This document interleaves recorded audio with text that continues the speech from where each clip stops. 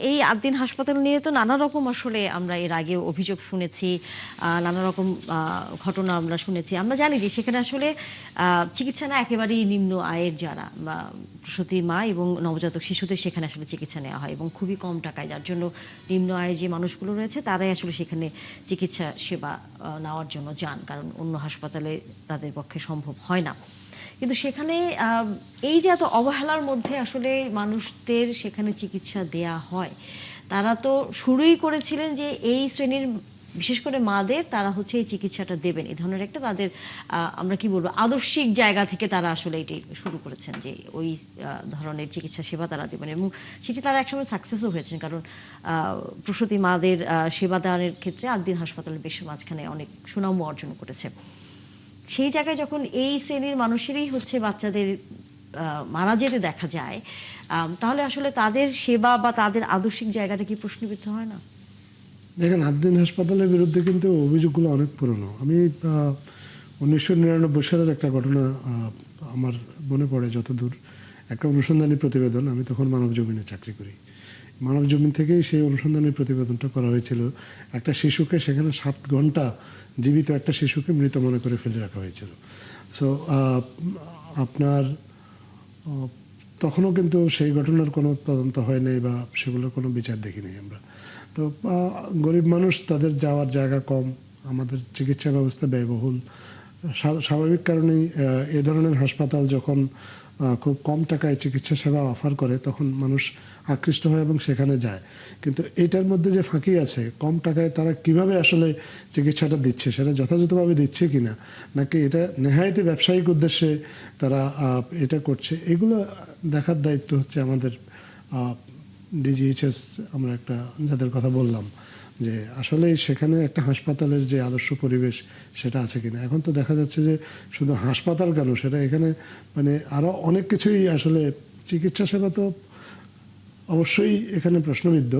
পাশাপাশি সেখানে আপনি দেখেন অগ্নি নির্বাপক ব্যবস্থা নেই। একটা হাসপাতালে যদি আগুন লাগে, এ ধরনের হাসপাতালে এই বাচ্চাগুলোকে সরিয়ে নেওয়ার কোনো ব্যবস্থা নেই। আপনার হাসপাতালকে বেকারি হিসেবে ব্যবহার করা হচ্ছে। যেই খাদ্য হাসপাতালে রোগীদেরকে দেওয়া হয়, যেহেতু অল্প টাকায় সেখানে চিকিৎসা চলে, সেই খাদ্যের আসলে মান ঠিক আছে কিনা ইত্যাদি আরো অনেক কিছু। আসলে একটা হাসপাতাল তো শুধুমাত্র একটা, কেমন করে আসলে চললো দিনের পর দিন এরকম একটি প্রতিষ্ঠান? এটা আসলে এটা আমাদের জন্য একটা ওয়েক আপ কল। এটা আদ্দিন হাসপাতাল আসলে এটা কোনো আইসোলেটেড কোনো ইভেন্ট না। এই ঘটনাটা হয়তো এখন ঘটেছে, খুব দুঃখজনক একটা ঘটনা ঘটেছে দেখে আমরা এটা নিয়ে আলোচনা করছি, বাট এরকম আদ্দিন হাসপাতাল কিন্তু আমাদের আশেপাশে আরও আছে। এখন আমাদের আসলে সময়টা হচ্ছে সতর্ক হওয়া, এবং এই ধরনের হাসপাতাল যেখানে এই ধরনের দুর্ঘটনা ঘটার আশঙ্কা থাকে, যারা আসলে হাসপাতালের যে নিয়মকানুনগুলো আছে সেগুলো না মেনে ব্যবসা করে, তাদেরকে মনিটরিংয়ের আওতায় আনা। আর একটা বিষয় হচ্ছে যে আপনার, আমরা এটা নিয়ে আলোচনা খুব বেশি করি না, আলোচনাটা অস্বস্তিকর। কারণ যখনই হাসপাতাল বা ডাক্তারদের বিরুদ্ধে এ ধরনের নেগলিজেন্সের কোনো ব্যবস্থা নেওয়া হয়, তাহলে তাদের আবার একটা কমিউনিটি এক হয়ে যায়। অনেক সময় দেখা গেল যে কমিউনিটি এক হয়ে অনেক সময় ডাক্তাররা বিভিন্ন সময় ধর্মঘটের মতো পরিস্থিতি তৈরি করে। স্বাস্থ্য সেবার মতো একটা জরুরি সেবায় ধর্মঘট বা ইত্যাদি কারণেও কিন্তু অনেক সময় স্বাস্থ্য সেবা বিঘ্নিত হয়।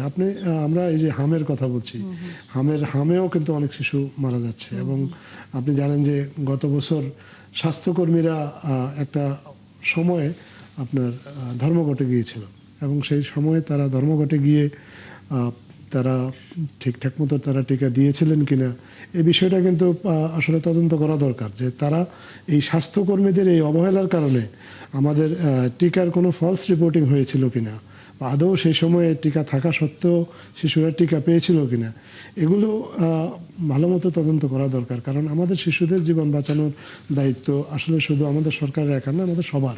এক্ষেত্রে পাবলিক অ্যাওয়ারনেস যেমন জরুরি, তেমনি আপনার এনফোর্সমেন্টের যে বিষয়টা আছে সরকারের ক্ষেত্রে, সরকারের সেই সুযোগ আছে তারা এই রুলস অ্যান্ড রেগুলেশনগুলোকে এনফোর্স করে যারা স্বাস্থ্য সেবা দেন তাদেরকে নিয়মকানুন মেনে চলতে বাধ্য করা।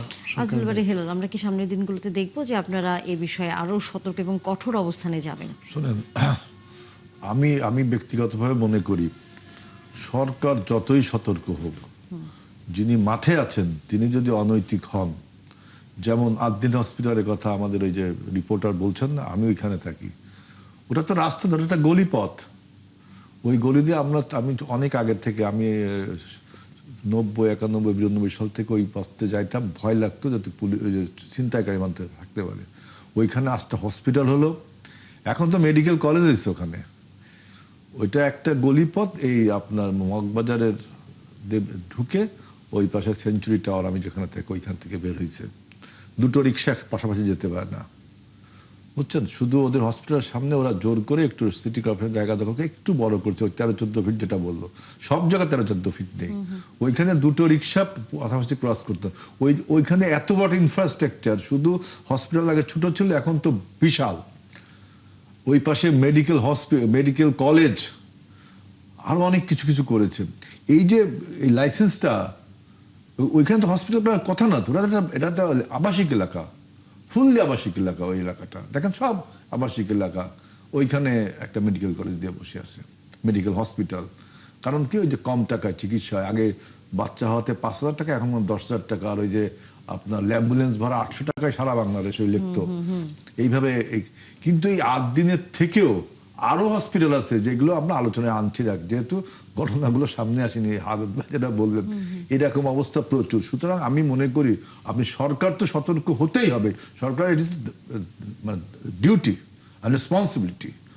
কিন্তু আমি মনে করি হসপিটাল কর্তৃপক্ষ যদি ঠিক মতো আপনার ব্যবস্থা না নেই, সরকার প্রত্যেক জায়গায় কি করতে পারে, আপনার ডিজি হেলথ থেকে একটা টিম পাঠাবে, কত লোক নিয়োগ দেওয়ার দরকার, আপনার প্রত্যেক সপ্তাহে হয়তো আপনার পরীক্ষা করতে যে হসপিটাল চলছে কিনা। কিন্তু আমি মনে করি হসপিটালে যে নার্স, খুবই ইম্পর্টেন্ট একটা বিষয়। নার্সদের আপনি হসপিটালে ভর্তি হয়েছেন না, আপনি দেখলে পাচ্ছেন না। কেয়ার গিভার নেই, কেয়ার গিভার ধারণাই আমাদের হসপিটাল ব্যবস্থায় নেই, কেয়ার গিভার নেই। তারপর ডাক্তার, তিনি এত অহংকারী, এত আপনাদের, তিনি রোগীদের কথা শুনতে চান না। অথরিটি টাকা ঠিকই নিচ্ছে। আপনি বাংলাদেশের কোন হসপিটালটা, সবচেয়ে বড় হসপিটাল মনে করেন অ্যাপেলো বা ইউনাইটেড বা স্কোয়ার, আরো যদি আমাদের ওইখানে একটা আসগার আলী না কি আছে, প্রচুর টাকা নেই এরা, চিকিৎসা নেন, আপনি স্যাটিসফাই হবেন না। অথচ আমাদের নিউরো সায়েন্স একটা ইনস্টিটিউট আছে পঙ্গু হসপিটাল, এখানে এটা কিন্তু আপনি স্যাটিসফাইড হবেন, চিকিৎসা হিসেবে খুবই ভালো। এরকম আরো কিছু কিছু হসপিটাল আছে, আসলে ভালো লাগে সরকার। কিন্তু এই যে প্রাইভেট হসপিটাল, সরকারি হসপিটাল, এর একটা রেডিক্যাল চেঞ্জ দরকার। স্বাস্থ্য পলিসিটাই আমাদের ঠিক নেই, আমি যেটা মনে করি।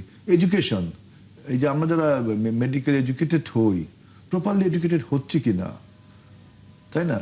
তারপরে নার্সদের ট্রেনিং এর ব্যবস্থা প্রপার, শুধু নামে মাত্র ট্রেনিং, এটা কি প্রপারলি ট্রেনিং হচ্ছে কিনা, এর সাথে এই চিকিৎসা একটা noble profession, it's a noble profession.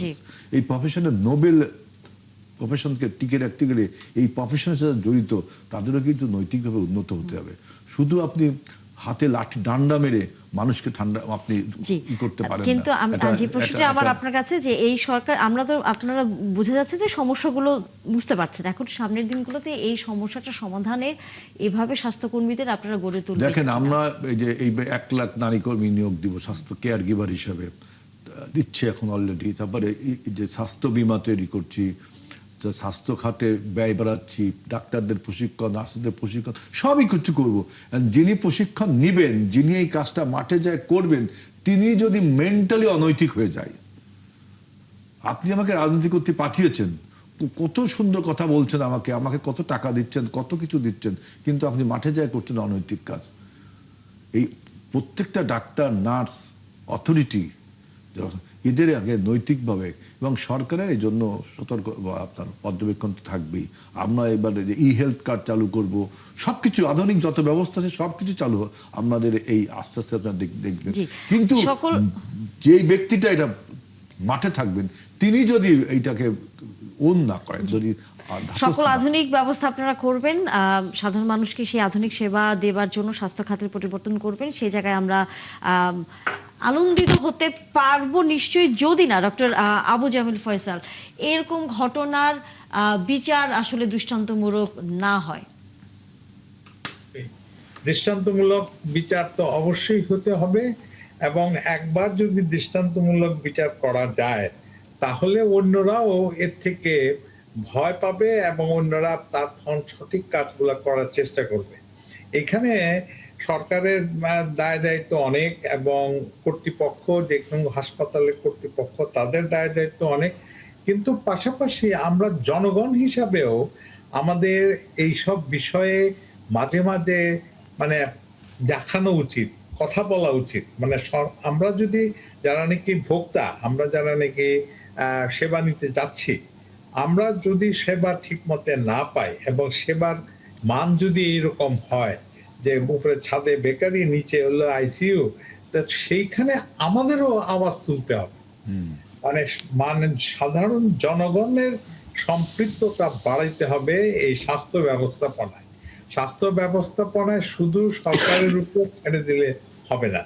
এখন সরকারের পাশাপাশি আমাদেরকে ওই রকম ভাবে মাঝে মাঝে কথা বলতে হবে যে এই জিনিসটা নাই, এটা ত্রুটিপূর্ণ, এটা ব্যবস্থা করা উচিত। সরকার মানে তখন ওই কর্তৃপক্ষ তারা কিন্তু তখন সজাগ হবে, এবং সজাগ হইলে পরে যদি কর্তৃপক্ষ সজাগ হয় তাহলে অনেক কিছুই সমাধান করা যাবে। আমরা আসলে ওই সেই যে প্রত্যাশায় রাখতে চাই। অনেক ধন্যবাদ ডক্টর আবু জামিল ফয়সাল এবং একই সাথে সহকর্মী নাদিয়া শারমিন। আবারও নিশ্চয়ই কথা হবে আপনাদের সাথে অন্য কোনো বিষয় নিয়ে।